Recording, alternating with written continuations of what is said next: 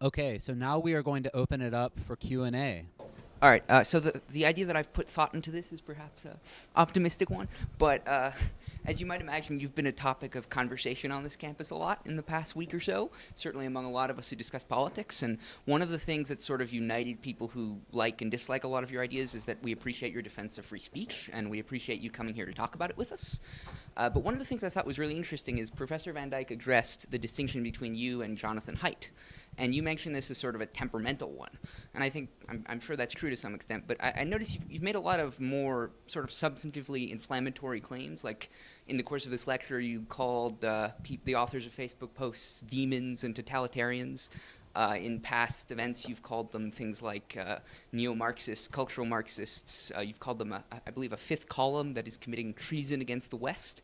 And it seems to me this is more than temperamental. This is a substantive difference. And it's a substantive difference, yes. And another thing you've done is that, unlike Haidt, you have a more sort of comprehensive political program. You've talked a lot in defense of traditional hierarchies, both of gender, of class, so on, though emphatically not of race. And so it seems that... I haven't talked about defense of traditional hierarchies in terms of gender and class. That's not true. Well, you've talked about hierarchies in society. You've talked about... Yeah, that's true. I have done that. But I haven't justified them on the basis of gender and class. Whatever the two categories. You talk not okay. That's an important distinction. Okay, but you defend hierarchies in society in a way that... You talk a lot about the Pareto distribution, yes? That doesn't mean I defend it. Well, okay. Okay. Yes. Well, I mean, I think you talk Observing that something exists is not the same as defending it. How in the world... Well, people attack it, right? What's that? And you don't. People attack it. Attack what? Attack the hierarchies of society as inherently unjust, right? Well, they're unjust, but they're also useful. Okay, so you say they're useful. Some people would disagree with that proposition. Okay, look at it this way.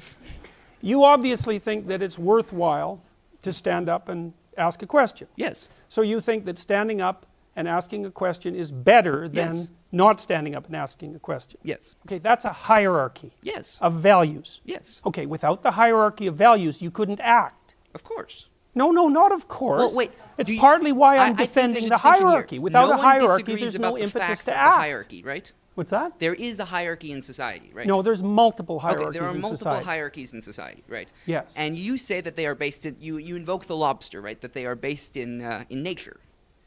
Yes. I said that they were inevitable. Yes, that they were inevitable. Some people disagree with that. That doesn't mean that they're good. But my point is that, this is generally relevant to it, you have a broader point than free speech. This is one of the things you talk about, yes? Yes. Okay. Whereas I think there are some other activists who focus on more exclusively I'm not on an free activist. Speech. There are some other individuals who engage in public political speech. Okay. Yeah. Who focus more exclusively on free speech, whereas you have other goals in mind. But one of the things that your more inflammatory language, and it's fair, it's a substantive disagreement, has done, I think, is it's politicized this free speech to an extent that someone like Haidt hasn't. I've noticed that when someone hears the term free speech now, they associate it with a specific set of thinkers, often as viewed as on the extreme right. And I think arguably that's the problem of all factions in society, because free speech should be a universal value. Polls certainly suggest that it's coming under increasing threat from both sides. But I suppose the heart of my question, in addition to, of course, these other observations, is that do you believe free speech is your primary end, or do you believe these other points you're making are important? Because I've heard you a bunch of times defend free speech sort of contextually, like you've complained about some of the laws in Canada that you dislike, that they institutionalize false facts into the law. But it seems to me that an absolutist defense of free speech makes no preference as to true or false. The point is that something, you are being forced to say something. It would be as bad as if you were forced to say something that is true, because the point of free speech is that you can say whatever you want, right? No, the point of free speech is so that you can think your way through life without running headlong into a brick wall. But being told to think position A versus position B is just as bad, right? Even if one is true and the other is not. Okay, well, there was a bunch of questions. Yes. Good job, by the way. Well, actually, wait, can I just ask one additional addendum? Which is, I think the politicization of free speech is by far the biggest threat to free speech, because this has always been... No, the radical leftists are the biggest threat to free speech. Well, okay, so this is a disagreement. But I get your as point. the professor alluded to in previous questions, the substantive threats to free speech in much of the world, in Europe certainly, I think in the United States as well, from the government have come from the radical right. And I think it's fair to say that on the specific narrow subset of certain departments on liberal arts colleges, it's fair to say a threat comes from the left, though its scope is in dispute. But my question is, do you think that the way you talk about free speech, the way you link it to specific issues, the way you use inflammatory language, and the way you seem to defend a specific set of free speech, there are certainly plenty of instances of free speech attacked on the other side that you don't mention as much. Do you think you risk politicizing this? Because it seems to me yes. that, okay, and do you not think that's a far greater threat? Because, for example, the NRA, the NRA is a group in the United States that defends guns rights, right? Okay, hold it. Yes. It. We need a question. Yes. Okay. I mean, like I said, you're doing fine, but it's just too much. Yes. Like, I can't keep it straight. Do you think that your behavior risks politicizing it, and do you think that politicization is justified? I think my behavior risks politicizing it, yes. I would rather it not be politicized. And I'm doing what I can to manage that risk. However, it's become political in my country because the government implemented compelled speech legislation. So I wasn't complaining about that before it became political. Now, and there is a time, even when you're detached in some sense from the political realm, that you can't be detached anymore. Well, I'm not happy with the fact that this has become politicized. You could say that I haven't done a stellar job in ensuring in every possible manner that this has remained neutrally apolitical. Probably true. But I'm not particularly unhappy with the way things have gone so far. And I'm not happy with the radical left. And so if they're irritated at me, so much the better, as far as I'm concerned. So have I conducted myself perfectly? It's like, undoubtedly no. So I've got more than my fair share of faults, and a temper is one of them. But I'm muddling through. All right, I'm almost a little hesitant to ask you a question now.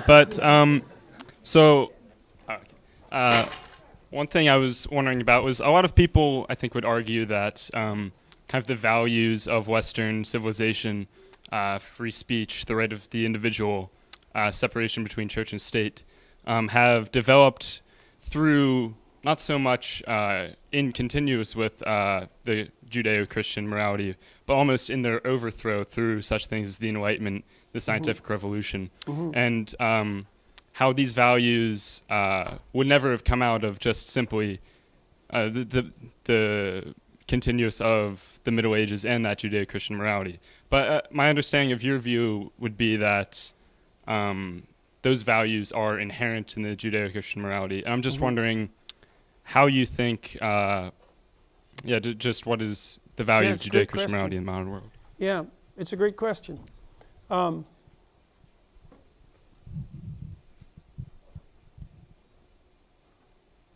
They're not rational values.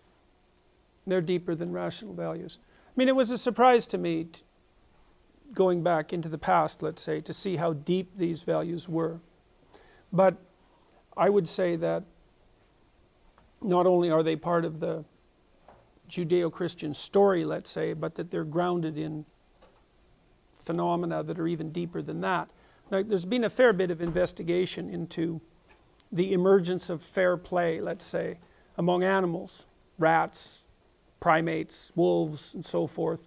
There's an ethos that emerges behaviorally and is then perhaps woven into narrative and then codified that seems to be isomorphic across these different levels. And I think it's been well articulated in the narrative sense in the Judeo-Christian corpus of stories, and that it's out of that that our legal systems and institutions of rights have emerged. People make the case that that was fundamentally an Enlightenment issue, and it was certainly the case that the rational clarity that came along with the Enlightenment increased the degree to which that was articulated and transformed into law, but I think to attribute it to that is a great mistake. I think the time span view is way too narrow.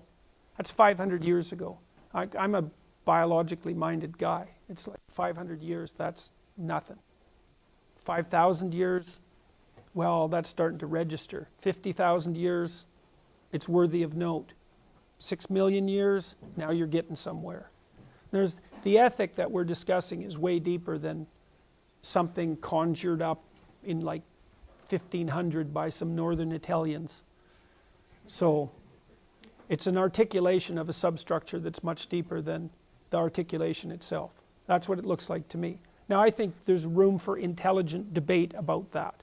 But I've looked at the Enlightenment thinkers and at the deeper, at people who I regard as deeper. And I think the deeper guys, Nietzsche, Dostoevsky, Jung in particular, Solzhenitsyn to some degree, they've got it right. So I don't think that our rights are an Enlightenment project. Their instantiation into codified law, that's more part and parcel of the Enlightenment. That would be particularly manifest in a place like the United States, you know. So